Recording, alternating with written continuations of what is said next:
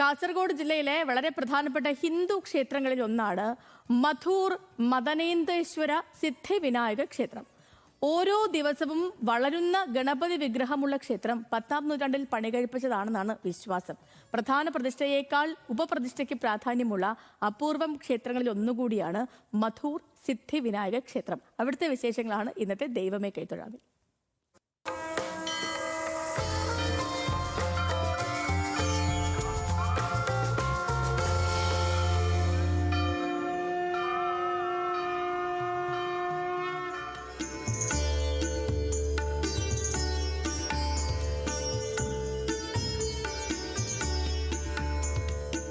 ശിവഗണപതി ഭക്തർക്ക് ഏറെ പ്രിയപ്പെട്ടതാണ് മധുവാഹിനി നദിയുടെ തീരത്ത് സ്ഥിതി ചെയ്യുന്ന മധൂർ മദനേന്ദേശ്വര സിദ്ധിവിനായക ക്ഷേത്രം. നെൽവയലുകളാൽ ചുറ്റപ്പെട്ട ക്ഷേത്രത്തിന്റെ ശാന്തമായ അന്തരീക്ഷം വിശ്വാസികളെയും സന്ദർശകരെയും ഒരുപോലെ ക്ഷേത്രത്തിലേക്ക് ആകർഷിക്കുന്നു.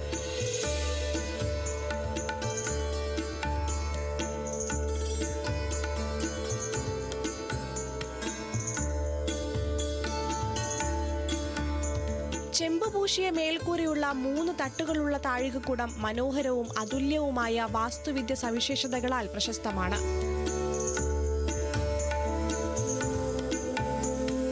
പത്താം നൂറ്റാണ്ടിൽ കുംബ്ലയിലെ മൈപ്പാടി ഭരണാധികാരികളാണ് ക്ഷേത്രം നിർമ്മിച്ചത്. 15ാം നൂറ്റാണ്ടിൽ പുനരുദ്ധാരണങ്ങൾക്ക് വിധേയമായി സങ്കീർണമായി കൊത്തിയെടുത്ത മരത്തൂണുകളിലും ബീമുകളിലും ചുവരുകളിലും മേൽക്കൂരകളിലും കരവിരുത് പ്രകടമാണ്.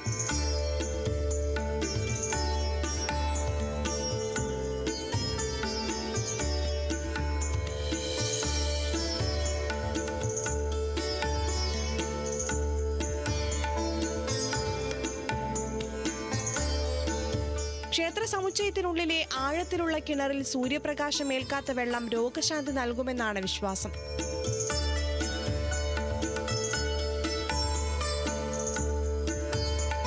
നിരവധി ചരിത്ര പശ്ചാത്തലവും ക്ഷേത്രത്തിനുണ്ട്. കുട്ടികൾ കളിമണ്ണിൽ തീർത്ത രൂപത്തിന് പിന്നീട് ചൈതന്യം വന്നുവെന്നാണ് വിശ്വാസം.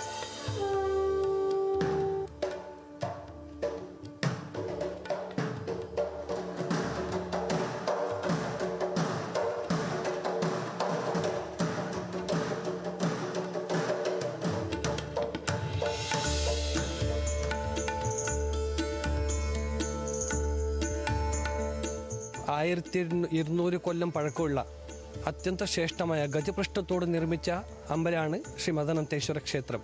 ഉപദേവന്മാരും അതുപോലെ തന്നെ മധുവാഹി നദീതീരത്തിലുള്ള ഈ പവിത്ര ക്ഷേത്രത്തിൽ ആയിരക്കണക്കിന് ഭക്തരാണ് ഇവിടെ വന്നിട്ട് നേർച്ച ചെയ്ത് അവരവരുടെ ഇഷ്ടാർത്ഥാദികളൊക്കെ അവർ നേടിയെടുത്തത്. പിന്നെ ഇവിടുത്തെ ഒരു വിശേഷം എന്ന് വെച്ചാൽ തെക്ക് മുഖോട്ടുള്ള മഹാഗണപതിയാണ്. വളരെ വിശേഷമാണ്. തെക്കോട്ട് മുഖമുള്ള ഭഗവാൻ നമുക്കെവിടെയും കാണാൻ പറ്റില്ല. പക്ഷെ ഇവിടെ തെക്കോട്ട് മുഖമുള്ള മഹാഗണപതിയാണ് പ്രസിദ്ധി വിശേഷമായിട്ടുള്ളത്. ഓരോ ദിവസവും വളരുന്നതായി വിശ്വസിക്കുന്ന ഗണപതി വിഗ്രഹവും ഇവിടുത്തെ പ്രത്യേകതയാണ്.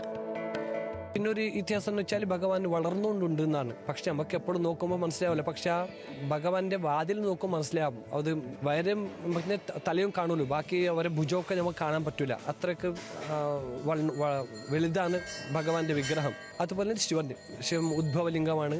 അതിനൊരു ഇതിഹാസ കഥയുണ്ട്. മധുരു എന്ന ഒരു പെങ്ങൾക്ക് കത്തി കൊണ്ട് കൊള്ളുമ്പോൾ കിട്ടിയ ഒരു ലിംഗമാണ് ഇവിടെ നമുക്ക് ഉദ്ഭവമായിട്ട് കണ്ടത്. അന്നത്തെ ഒരു കഥയുണ്ട്. അങ്ങനെ വിശേഷമായിട്ട് ഈ ക്ഷേത്രത്തിൽ കുറേ വഴിപാടും അതുപോലെ തന്നെ ഭഗവാന്റെ അനുഗ്രഹത്തിന് വേണ്ടിയ കുറേ നേർച്ചകൾ നടക്കുന്നുണ്ട്. പ്രധാന പ്രതിഷ്ഠയായ ശിവനേക്കാൾ ഉപപ്രതിഷ്ഠയായ ഗണപതിക്കാണ് പ്രശസ്തിയേറി. പ്രാർത്ഥിക്കുന്ന ഓരോ കാര്യവും നടക്കുന്നതായും വിശ്വാസികൾ പറയുന്നു.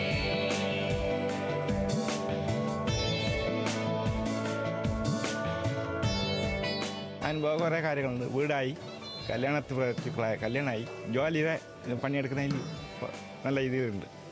ചില മഴക്കാലങ്ങളിൽ പുഴ കരകവിഞ്ഞൊഴുകുകയും ശ്രീകോവിലിനകത്ത് വെള്ളം കയറുകയും ചെയ്യാറുണ്ട്. എന്നാൽ ഇതുവരെ പൂജകൾക്ക് ബുദ്ധിമുട്ടുണ്ടായിട്ടില്ല. കേരളത്തിന് പുറത്തുനിന്ന് കർണാടക, ആന്ധ്രാപ്രദേശ് ഉൾപ്പെടെയുള്ള സംസ്ഥാനങ്ങളിൽ നിന്നും ആളുകൾ ഇവിടേക്ക് എത്താറുണ്ട്. ന്യൂസ് മലയാളം, കാസർഗോഡ്.